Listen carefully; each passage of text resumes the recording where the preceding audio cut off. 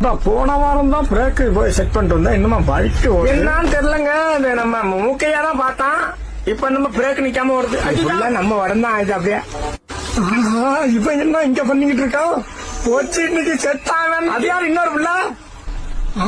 இந்த பையனோட லவ்வரா?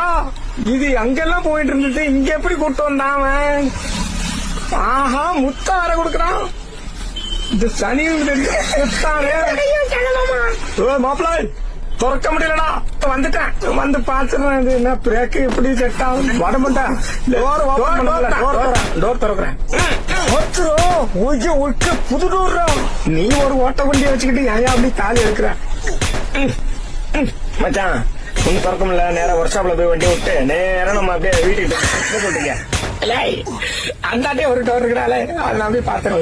ஐயோ போச்சு, அந்தாட்ட வந்து இறங்குறானே, மாட்டிக்கிட்டான் இன்னைக்கு மச்சான்.